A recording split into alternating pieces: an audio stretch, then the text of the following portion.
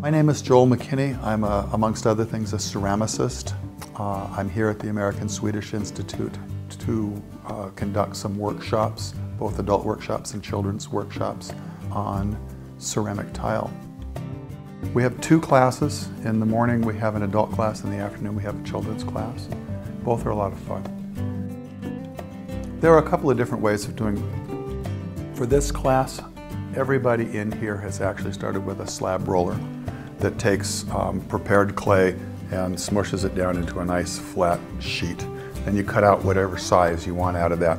Some of the people have been doing set traditional tile, some have been doing oversized pieces, art pieces. A few pieces were actually done with freeform, you know, whatever the shape that comes out of the roller. And you can mush it around. You can shape it very, very easily into pretty much anything you want. All kinds of things can be pressed into the clay for different surfaces and different textures.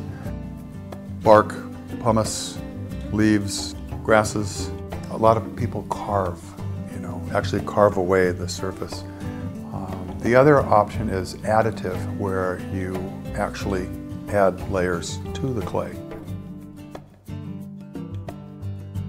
We use two different coloring processes. One is underglaze, which is actually a clay body, very much like the slip that we use to glue the clay together, except that it has metal oxides in it to make the colors.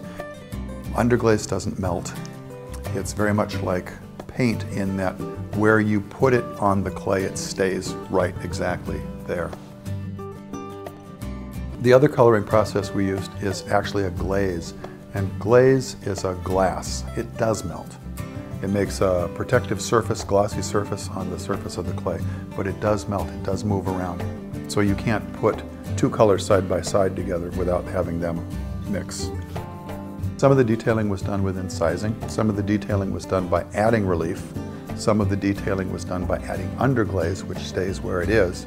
And then overall detailing was often done by adding a colored or a clear glaze. After the students have finished the clay work here, we take it back to our studio, finish drying it. We have a drying alley, and then we will fire it. Some of the pieces are going to be in a show that'll be here in the spring of 2011.